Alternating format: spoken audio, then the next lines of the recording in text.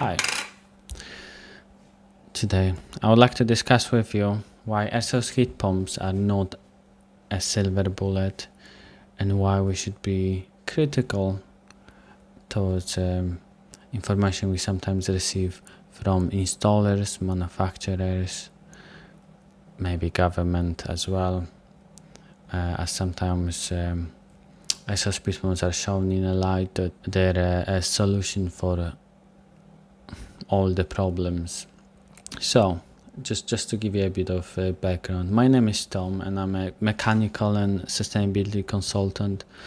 I've been working in this industry for the past 10 years actually, as a client consultant, as a contractor consultant, currently working for a MEP contractor, designing clean rooms. So yeah, this video is just gonna be a short video hopefully, and I'm not gonna go into much detail how heat pumps work. Just to set the scene, currently 1 kilowatt of electrical energy costs around 34p per kilowatt hour, and then a gas equivalent costs around 10p per kilowatt.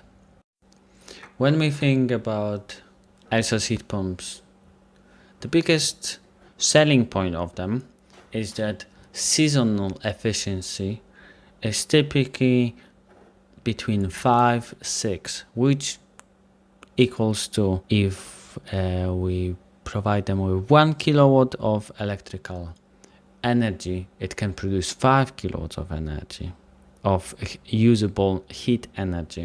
During winter times, this efficiency can substantially drop to 1.2, between 1.2 and 2.5. It's called COP, which means that 1.2 kilowatts, 1 kilowatt of electrical energy can provide you between 1.2 to 2.5 of heat energy, which essentially means that if you would like to heat an apartment with this heat pump, it's gonna cost you the same amount of money, or even more, still more money, while using heat pump comparing to using a conventional gas boiler, because the cost of energy is so much different. And I think that's something that sometimes people are missing, and sometimes installers are not mentioning. It's not as easy to convert 1 cubic meters of gas to kilowatts. Sometimes it's probably tricky to calculate, but generally speaking, when we think about running costs, exhaust heat pumps just for purposes of heating, unfortunately, it's still not there, because you would like to heat your space when the temperatures outside are around 5-10 below 0 degrees, and literally that's when your exhaust heat pumps efficiencies are the lowest. So yeah, please keep it in mind. Also, there is another really important consideration to be made if you would actually decide to go with exhaust heat pumps, because of the way the heat pump works. Flow and return temperature for heaters would need to be reduced, substantially reduced, which means that you potentially need to replace your heaters if they are sized to gas boilers.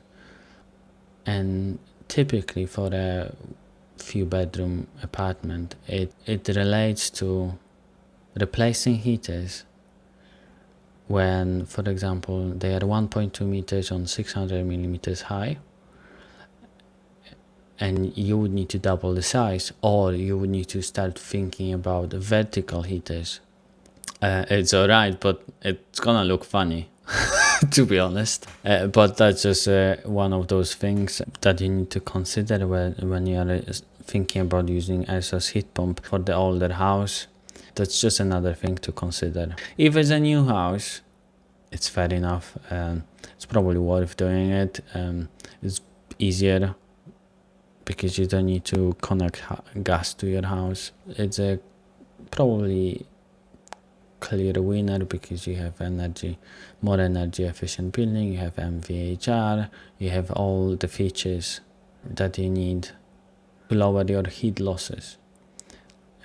So even if you need to use air source heat pump, you are not using a lot of energy, and that's why it's beneficial for a new build. But for existing houses and dwellings, probably not the best. And then when we think about costs and how everyone is switching to electricity nowadays, it can be problematic because every energy companies can increase prices, and it's gonna impact everyone. And if everyone is using just electricity, you think it's gonna be good, but potentially government may try to increase tax on this even more, so you need to be wary of it. It's not all bad though. Air source heat pumps are really good for commercial use, and that would be my go-to if I was designing a commercial space with heating and cooling. If it goes for residential use, I think the best way to use air source heat pump is to produce domestic hot water, and there are solutions on the market already that leverage this well, because you have a combined plug and play unit with a compressor on top of the cylinder, and you are using this device throughout the year at optimal temperatures, and you can actually leverage this seasonal efficiency of 4 or 5. If you would like to look at that, then consider that kind of solution. That could save you a bit of money.